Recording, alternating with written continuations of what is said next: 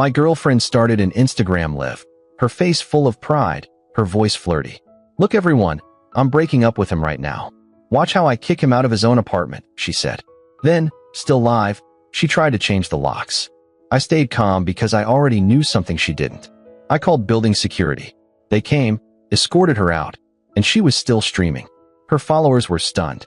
When the security guard said, "Ma'am, your name isn't even on the lease," the ground slipped out from under her. Dear friends, subscribe to me and boost my morale. Your one click means a lot to me. Thank you. I'm 29, and I thought I knew what love looked like. Turns out, I was just really good at ignoring red flags when they came wrapped in a pretty smile and expensive perfume I couldn't afford. Her name was Amber. We'd been together for 2 years, living together for 8 months.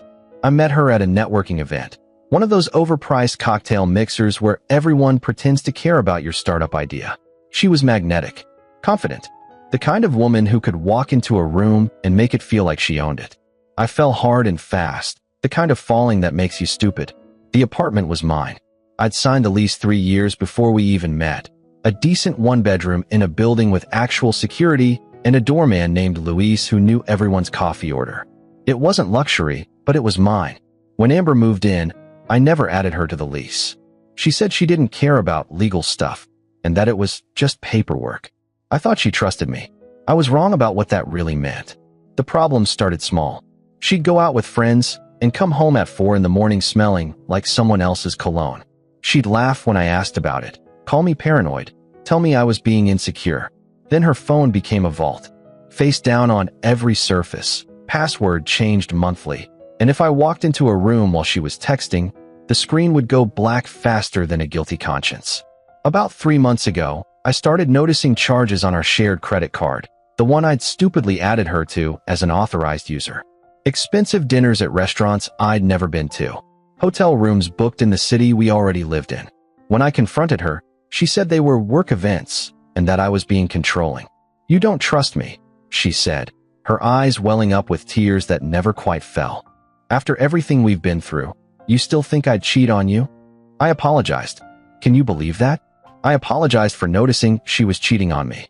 2 weeks before the Instagram incident, I hired someone to follow her.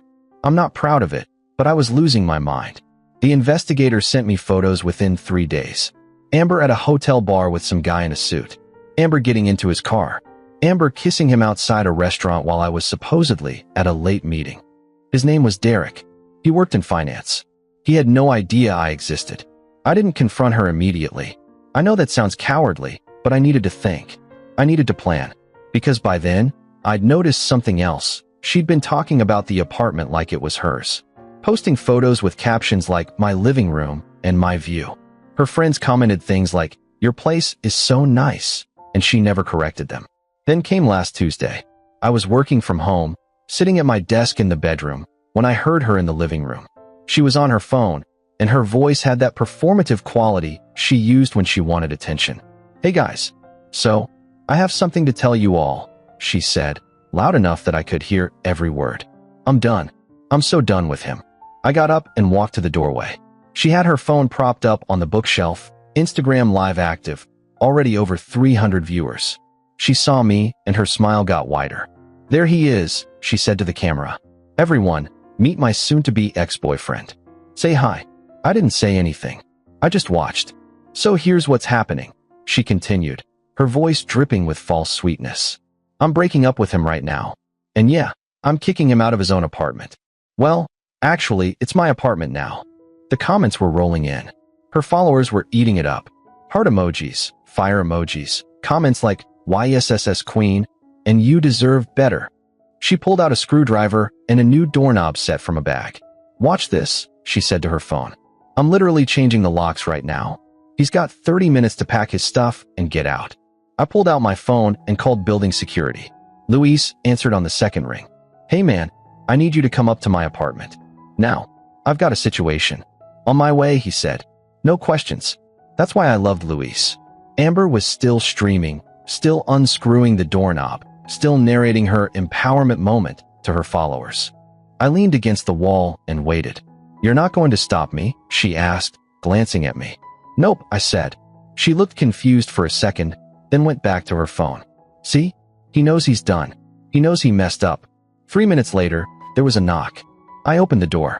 Luis was there with another security guard named Tom. Both of them looked serious. What's going on? Luis asked. Amber turned, still holding her phone. Nothing, Luis. Just tell him to leave. I'm the one who lives here now. Luis looked at me. I nodded toward her. Ma'am, Luis said, his voice professional and firm. Your name isn't even on the lease. The comments on her live went crazy. I could see her screen from where I stood. People were suddenly asking questions. Wait, what? It's his apartment? Girl, what are you doing? Amber's face went from confident to pale in about 2 seconds.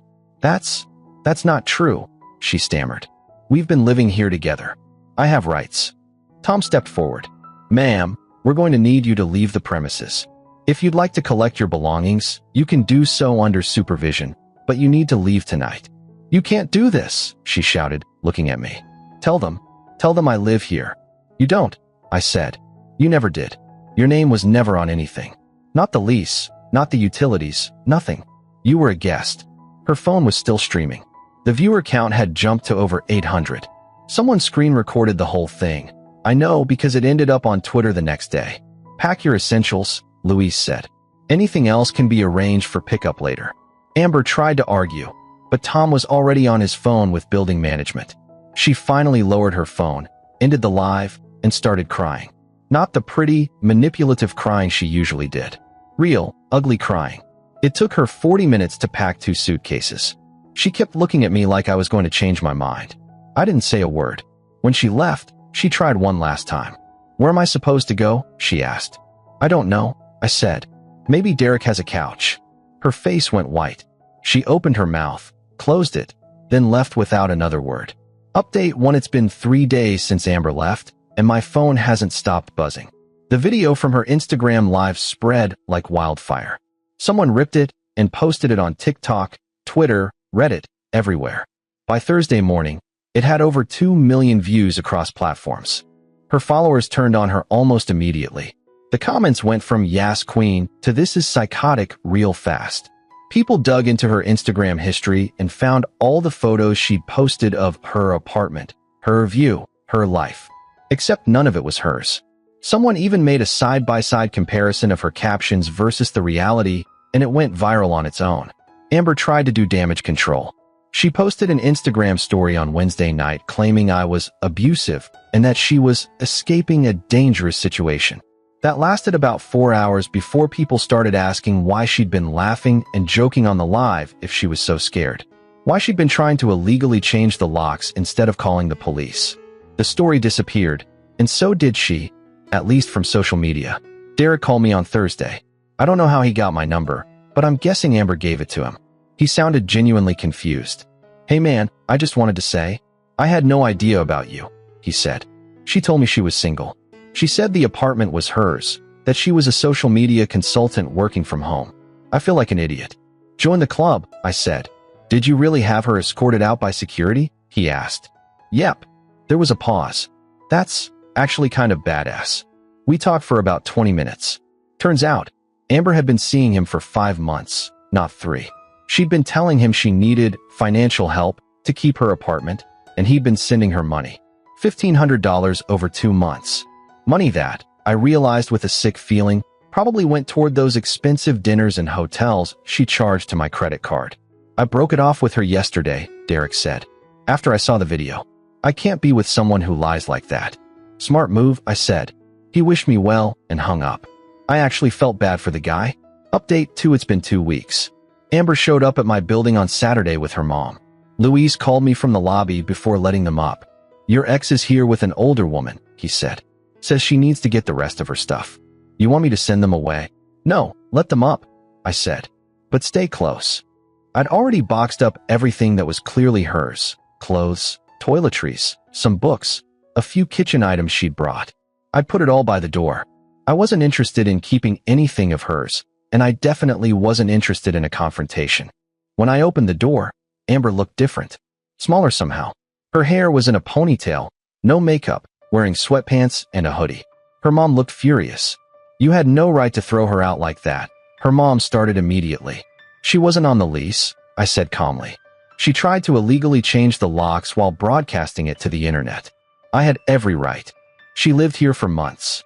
As a guest, not a tenant. Amber's mom looked like she wanted to say more, but Amber put a hand on her arm. Mom, let's just get my stuff and go. I helped them carry boxes down to their car. It took 3 trips. Amber didn't say anything to me until the last box was loaded. I'm sorry, she said quietly. For all of it. For cheating. For lying. For the Instagram thing.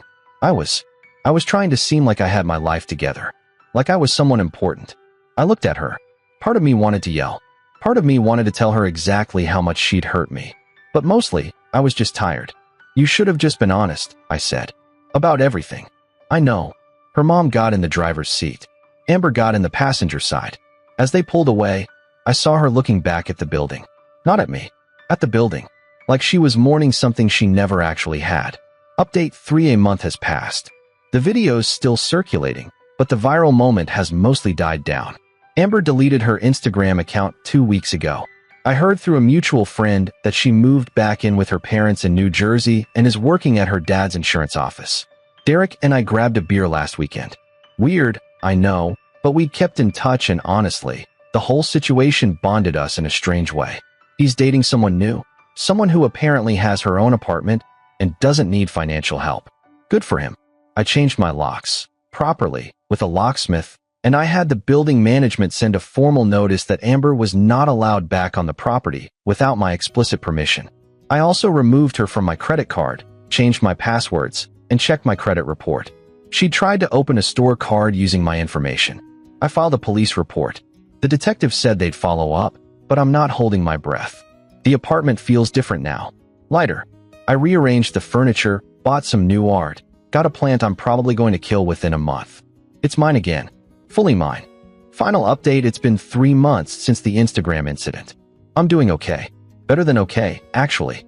I went on a few dates, nothing serious. I'm not in a rush. Therapy has helped a lot. Yes, I started going to therapy.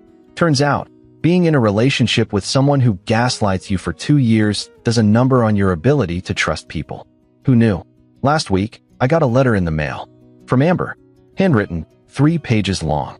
She apologized again, explained that she'd been in therapy too, and admitted that she'd been using me for stability while chasing the fantasy of being with someone richer. She said Derek was never the only one. There'd been others. She said she was ashamed and that she hoped I'd be able to forgive her someday. I read it twice, then threw it away. Not out of anger. I just didn't need to carry it anymore. The building installed new security cameras in the hallways last month. Luis joked that it was because of the incident. I bought him a bottle of whiskey as a thank you. He deserved it. Edit 1. A lot of people have asked if I sued Amber for the credit card fraud or the attempted identity theft. My lawyer said it would cost more in legal fees than I'd ever recover, so I didn't pursue it. I did report it to the credit bureaus and got those fraudulent accounts removed. Edit 2. Derek is still a good dude. We're not best friends or anything, but we text sometimes. He sent me a meme last week about dodging bullets. It was accurate. Edit 3. For anyone wondering, yes, the video is still out there. No, I don't watch it. Yes, people still recognize me occasionally. I usually just smile and change the subject.